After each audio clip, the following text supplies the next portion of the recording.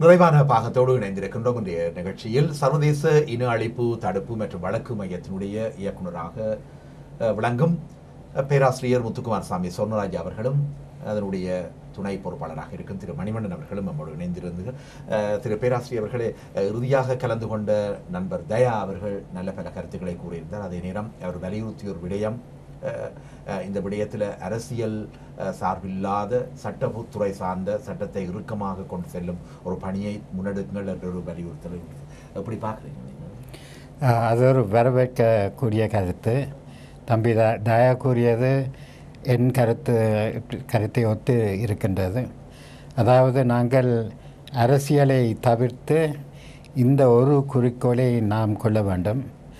இந்த குறிக்கோளை நாம் அடைந்தால் கட்டாயமாக ஈழத்தையும் அடைவோம். ஏனென்றால் இனப்படுகொலைக்கு தாக்கப்பட்ட ஒரு மக்கள் என்ற ரீதியில் இந்த மக்களுக்கு நிர்பந்தமற்ற ஒரு நிலை உருவாக வேண்டும். அந்த நிலை உருவாக வேண்டுமானால் ஈழம் உருவாக வேண்டும். அந்த ரீதியில் நாங்கள் பார்க்க போனால் இது ஒரு நல்ல வியூகம். அதாவது முதல் நாம் சிங்களவருடைய இனப்படுகொலைகளுக்கு ஆளாக்கப்பட்டுள்ளோம். இனியும் ஆளாக்கப்படாமல் தவிர்க்க நாம் ஒரு நிலையை அடைய வேண்டும். அந்த நிலை என்ன என்று கேள்வி எழுமானால் அந்த கேள்விக்கு விடயம் ஈழம் ஒன்று மட்டும்தான். ஈழத்தில் மட்டும்தான் நாம் இனப்படுகொலைக்கு ஆளாகாமல் வசிக்கலாம். தமிழர் என்ற முறையில் ஈழத்தில் மட்டும்தான் நாம் இனப்படுகொலைக்கு ஆளாமல் வசிக்கலாம். அந்த ரீதியில் தான் நாம் இயங்குகின்றோம். எனவே நம்முடைய குறிக்கோள் ஒன்றே ஒன்றுதான் தற்போதைக்கு. இந்த குறிக்கோள் சிங்களவர்கள் எம்மை இனப்படுகொலைக்கு நீடிய காலத்துக்கு ஆக்கியுள்ளார்கள். அந்த நிலையை நிவர்த்தி செய்ய நாம் முதல் அவர்களுக்கு தண்டனை பெற்றுக் கொடுக்க வேண்டும். இரண்டாவதாக இதை தவிர்க்க நாம் ஈழத்தில் வாழ வேண்டும். அதுதான் நமது குறிக்கோள். இப்பொழுது ஒரு உறவு இணைந்திருக்கின்றார், அழைத்துக் கொள்வோம். வணக்கம். வணக்கம். கதைங்க. நான் லண்டன்ல இருந்து கிருஷ்ணா இருந்து. சொல்லுங்க கிருஷ்ணா. இப்போ கொஞ்சம் முன்னம் தயான்னு சொல்லி ஒரு இளைஞர் இணைஞ்சிருந்தார். தான் கடைசி மட்டும் அந்த பிரதேசத்துல இருந்து வந்தேன்னு சொல்லி அந்த கருத்துக்கள் நான் கேட்டுருந்தேன். இப்பதான் நான் வந்து டிவி போட்டுனா நான் கேட்டுட்டு இருக்கும்போது உண்மையிலே அவன் உணர்வும் அவன் பாதிப்பும் அவன் அரசியல் ஞானமும் வந்து தெளிவா இருக்குது. அவன் ஒரு கிணத்துக்குள்ள இருந்து வந்த கிட்டடியில தான் வழியில வந்த ஒரு ஆளா இருந்தாலும் அவன் அந்த கிணத்துக்குள்ள இருக்கும்போது நிறைய விஷயங்களை வந்து முன்னோட்டமா பார்த்துருக்கிறான். அவனுடைய கருத்து வந்து 100% உண்மையானது. அவன் சொன்ன கருத்து அமெரிக்காவோ எந்த ஒரு நாடாக இருந்தாலும் வந்து எங்களுடைய நிரந்தர தீர்வுக்காக வந்து குரல் கொடுக்காது. தன்னுடைய சுயநலம், தன்னுடைய பொருண்மையம் போன்ற சில விடயங்கள், தன்னுடைய உலக பாதுகாப்பு, உலகத்தின் தன்னுடைய ஆளுமையை தக்க வைக்கிற சில இதுகளை கொண்டுதான் அவன் வந்து தன்னுடைய நகர்வுகளை முன்னெடுப்பான். அதுல வந்து நாங்கள் உண்மையிலேயே அவன் சொன்ன மாதிரி அந்த நூலை கயிறாக்கி அந்த கயிறை ஒரு தேர்வுடுத்தி இழுக்கக்கூடிய அளவுக்கு பலமாக்கி நாங்கள் வந்து எங்களோட அரசியல் உரிமைக்காக வந்து நாங்கள் ஜனநாயக வழியில அதை திசை திருப்பி எங்களோட நியாயத்துக்காக நாங்கள் போராடணும்.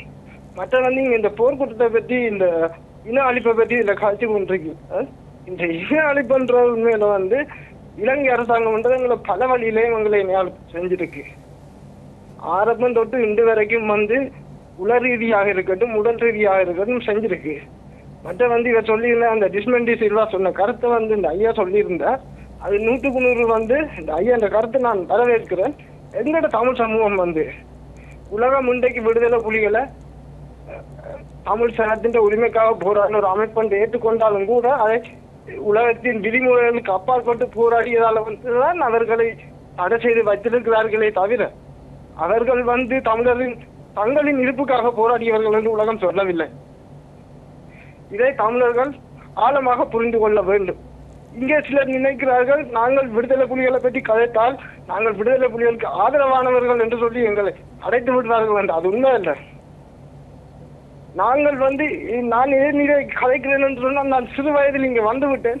ஆனா நான் அங்கே வளர்ந்த காலத்திலே அவர்களின் நிழலிலே அவர்களின் பாதுகாப்பிலே தான் வளர்ந்தேன். இன்னைக்கு அவர்கள் இருந்ததால் தான் நான் இங்கே இந்த நிலையில இப்ப உங்களோட வந்து பேசக்கூடியதாக இருக்கின்றது. மற்றது நான் வந்து சொல்லிக் கொள்ளுகின்றேன், அந்த 300,000 சனமும் வந்து முள்ளிவாய்க்காலில் வாழ்ந்த ஜனங்கள் இல்லை. அவை மல்லாவி, கிளிநொச்சி, பூனகரி என பல இடங்களிலிருந்து ஒவ்வொரு காலகட்டமாக ராணுவம் முன்னேறும் போது தமிழீழ விடுதலை புலிகளை நம்பி அவர்களின் பின்னால் சென்றவர்களை தவிர தமிழீழ விடுதலை புலிகள் ஒரு காலகட்டத்திலும் அவர்களை ஆயுதம் தங்களை நோக்கி நகருமாறு வற்புறுத்தவோ வலியுறுத்தவோ இல்லை என்பதை எங்களுடைய சமூகம், இங்கே இருக்கக்கூடிய சமூகம் சரி, இலங்கையில இருக்கக்கூடிய சமூகம் சரி, அடித்து ஆணித்தனமாக வலியுறுத்தி இந்த உலகத்துக்கு கூற வேண்டும். ஏனென்று சொன்னால் சிங்களம் தன் மீது விழுகிற பலிகள் எல்லாத்தையும் வெறுமனே பயங்கரவாதம் என்ற ஒரு முத்திரை குத்தி தமிழீழ விடுதலை புலிகள் மீது பதிக்க பார்க்கின்றது. இன்று சொல்லுகிறார்கள் தமிழீழ விடுதலை புலிகள் மக்கள் வெளியே வந்த போது அவர்களை மறித்தார்கள், அவர்களை சுட்டார்கள் என்று சொல்லி. தங்களை நம்பி கடைசி வரை வந்த மக்கள் ஒரு முழுமையான ஒரு பாதுகாப்பாக செல்லக்கூடிய ஒரு வழி இல்லாமல், அதை ஏற்படுத்தாமல் அந்த மக்களை அந்த பாட்டுக்கு வெளியிலே சிதறப்படக்கூடாது என்பதிலே அவர்கள் உறுதியாக இருந்தார்கள். தவிர அவர்கள் அந்த மக்களை தங்களுக்கு பாதுகாப்பான அரணாக ஒரு பொழுதும் உபயோகிக்கவில்லை. இவை எல்லாவற்றையும் நாங்கள் தான் இந்த உலகத்துக்கு அடித்து கூற வேண்டுமே தவிர உலகம் இதை எங்களுக்காக செய்யும் என்று நாங்கள் எதிர்பார்ப்பது முட்டாள்தனமான ஒரு விடயம். இந்த கருத்தை சொல்லி அந்த இளைஞன் வந்து அவன் நிறையவே பாதிக்கப்பட்டிருக்கான், அவன் நிறைய அறிவியல் ஞானம் வச்சிருக்கான். அதே போல அவனே மாதிரி இளைஞர்கள் நாங்கள் இங்கே கூற வேண்டும். நான் இந்த இடத்துல சொல்லிக் கொள்றேன் என்னென்று சொன்னால், இங்க இருக்கிற ஒவ்வொரு அமைப்பும் எல்லா அமைப்புமே தங்கள் போர்க்குற்றத்தில் இருந்தோ சரி, அன்றைக்கு நாங்கள் 2009ஆம் ஆண்டு அந்த பிரிட்ஜை மறுத்து நாங்கள் போராட்டம் நடத்தினில இருந்தோ சரி, அன்றைக்கு போராட்டம் நடத்தும் போது கூட சில ஊடகங்கள் இருந்து வந்து சொன்னார்கள் தமிழீழ விடுதலை புலிகளை பற்றி அதிகம் பேசாதீர்கள் என்று சொன்னால் இங்கே TTN எல்லாம் வந்து தடை செய்யப்பட்ட காரணங்கள் அங்கே அந்த காலகட்டத்தில் ஓடிக்கொண்டிருந்தன. தமிழீழ விடுதலை புலிகளை பற்றி நியூஸ்கள் இழந்துவதாலும் அது தமிழீழ விடுதலை புலிகள் தடை செய்யப்பட்ட அமைப்பினுடைய இதுகள் என்று சொல்லி அங்கே ஓடிக்கொண்டிருந்ததால் சில மட்டுப்படுத்தப்பட்ட இதுகளை அவர்கள் அந்த இடத்துல சொல்லி இருந்தார்கள். ஆனால் உண்மையிலே அவர்கள் அந்த அந்த காலகட்டத்திலே மக்களை அந்த இதுகளை தங்களுடைய மனதிலே தோன்றியதுகளை சொல்ல விட்டிருக்க வேண்டும். ஏன்னா இங்கே தனிமனித சுதந்திரம் என்பது நிறைய இருக்கின்றது. நான் வந்து இந்த நாட்டில் இருக்கின்றேன், இந்த நாட்டின் சட்டத்திட்டத்துக்கு அமைய அந்த நாடு சொல்வதை நான் ஏற்றுக்கொள்கின்றேன். ஓகே, தமிழீழ விடுதலை புலிகள் உலக வரம்பு மீறியவர்கள் போல் அது இருக்கலாம், உலகத்தின் சட்ட விதிகளை மீறியவர்கள் போராடி இருக்கலாம். ஆனால் அவர்கள் தான் எங்களுக்கு ஒரு பாதுகாப்பு அரணாக இருந்தார்கள். அந்த அரணை உடைத்து இன்று 5 வருடமாக அந்த அரணை உடைப்பதற்கு உதவிய 20 நாடுகளும் இந்த 5 வருடமாக எங்கள் மக்களின் நிலங்கள், எங்கள் மக்களின் சொத்துக்கள் எல்லாம் சூறையாடும் பொழுது கை கட்டி வாய்மூடி மௌனம் காப்பது தர்மத்துக்கு செய்யும் துரோகம் சொல்லி நன்றி கூறி விரைவருகிறேன் ஐயா. வணக்கம். நன்றி நன்றி நன்றி நன்றி. உங்களுடைய கருத்துக்கும் பேராசிரியர் ஒரு கருத்துக்கு அதற்கு முன்பு இன்னும் ஒரு உறவு இணைந்திருக்கின்றார், அழைத்துக் கொண்டு வருவோம். வணக்கம். அவருடைய தொடர்பு துண்டிக்கப்பட்டுள்ளது. பேராசிரியர் அவருடைய கருத்தை கேட்டிருப்பீங்கள். இந்த இளைஞர்களுடைய உணர்வாக பிரவாகம் என்று சொல்லலாம். உண்மையில் இவையெல்லாம் ஒரு முக்கியமான சாட்சிகள் இல்லை? அவர்கள் முன் வந்து சாட்சி கொடுக்க வேண்டும் கட்டாயமாக. அவர் கூறும் கருத்துக்கு மாறுபட்ட கருத்தை நான் ஒருபோதும் கூற மாட்டேன். புலிகள் இருக்கும் பொழுது தமிழர்கள் எந்த இடத்திலும் எந்த தமிழனும் தலை நிமிர்ந்து நின்றார். எனவே அதை நாங்கள் ஒதுக்கக்கூடாது. எனவே அது அவர் சொல்லும் கருத்துக்கு எதிரான கருத்தை நான் ஒரு கூற என்னிடம் ஒன்றுமே இல்லை. இப்பொழுது ஒரு உறவு இணைந்திருக்கின்றார், அழைத்துக் கொள்வோம். வணக்கம்.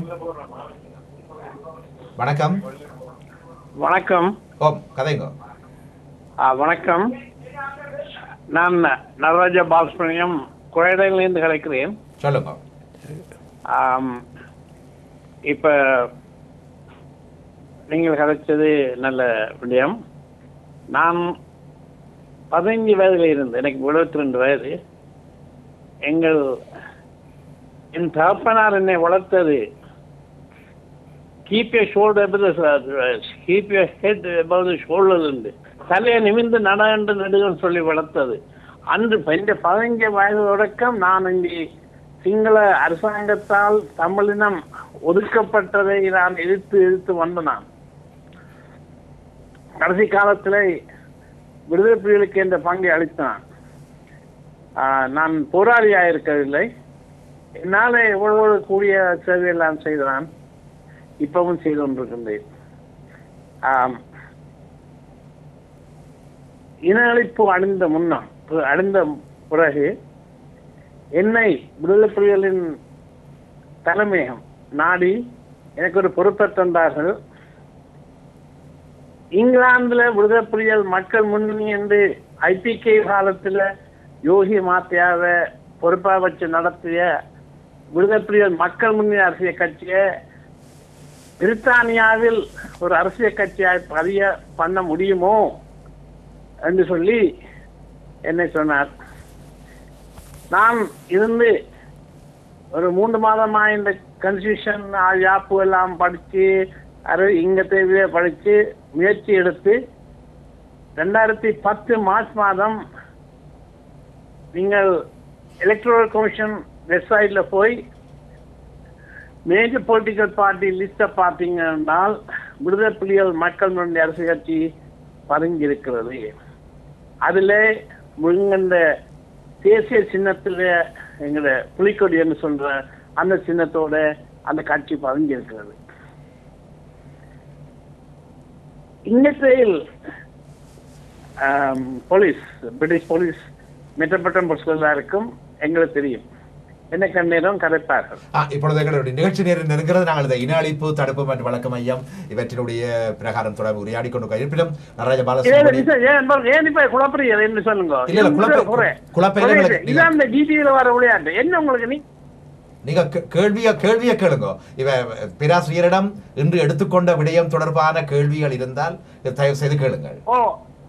இல்ல நான் இந்த கருத்தை சொல்லி போட்டுதான் கேள்வியை கேட்கணும். நேரத்தை உங்களுக்கு நான் ஜிடிவிக்கு உங்களுக்கு சொல்றேன்.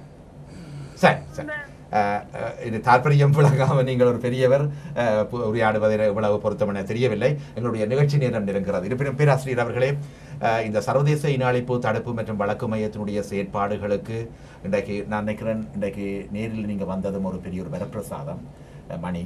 அதே நேரம் உங்களுடைய கருத்துக்களை செவிசாய்த்து 2 இளைஞர்கள் வழங்கியது என்னை பொறுத்தவரையில் ஏதோ 2 லட்சம் இளைஞர்கள் தயாராக எல்லாவற்றுக்கும், அதாவது ஜனநாயக முறைப்படி சாட்சியங்களை அளிக்க தயாராக இருக்கின்றார்கள் என்று தோரணை தெரியுது. அந்த வகையில் உங்களை நாங்கள் அறிஞர்களாக மதித்து இன்றைக்கு இன்னும் குறிப்பிட்டிருந்தார்கள், எங்கோ மூலையில் இருந்த பல அறிஞர்கள் எல்லாம் இன்று எமது இனத்துக்கு நிகழ்ந்த அந்த கதி சம்பவங்களை உணர்ந்து எமது இனத்தினுடைய எதிர்காலத்துக்காக கை கொடுக்க வந்திருக்கின்றார்கள் என்று சொல்லும் பொழுது உண்மையில உங்களுடைய வருகையை நாங்கள் மதிக்கிறோம். தொடர்ந்து எங்களுக்கு பணியாற்றுவீர்கள் நம்பிக்கையோடு. இனிவரும் காலங்களில் இங்கு சிங்கப்பூர் சென்றாலும் நாங்கள் இங்குள்ள மணி மற்றவர்களுடன் தொடர்பு கொண்டு உங்களை நாங்கள் தொலைபேசி மூலமாக எடுத்துக்கொள்வோம். நிறைவாக சொல்லி இருக்கிறீங்களா மக்கள்? இல்லை, நான் திரும்பி இங்கு வருவேன். அப்பொழுது உங்களிடம் இன்னும் ஒரு முறை கதைக்க ஆப்பர்ச்சுனிட்டி இருக்கும் என்று நினைக்கின்றேன். உங்களுடைய விஜயம் நன்றாக அமையட்டும். எங்களுடைய இனத்தை சார்ந்த உங்களுடைய பங்களிப்பும் தொடர வேண்டும் என்று வேண்டிக் கொண்டு மணி நாங்கள் மீதியை அடுத்தடுத்த காலங்களில் உரையாடுவோம். நன்றி. உங்களுடைய ஒத்துழைப்பு நமக்கு என்றும் இருக்கும் என்று நம்புகின்றோம். நன்றி. நிகழ்ச்சி நேரம் நெருங்குவபடியால் நாங்கள் மீண்டும் இன்னும் ஒரு சந்தர்ப்பத்தில் சந்திப்போம். பேராசிரியர் எங்கள் மதிப்புக்குரிய முத்துக்குமாரசாமி சோமராஜ் அவர்களுக்கும் திரு மணிவண்ணன் அவர்களுக்கும் நன்றிகளை கூறி மீண்டும் இந்த சர்வதேச இன அழிப்பு தடுப்பு மற்றும் வழக்கு மையம் தொடர்பாக நாங்கள் விளக்கமாக இதனுடைய செயற்பாடுகள் அல்லது இப்பொழுது இணைந்து செயற்பட்டுக் கொண்டிருப்பவர்களுடைய வலுவான தன்மைகள் குறித்து உரையாடுவோம். மீண்டும் சந்திக்கும் வரை பாலசுரேஷோடு விடைபெறுவது NT ஜெகன். வணக்கம்.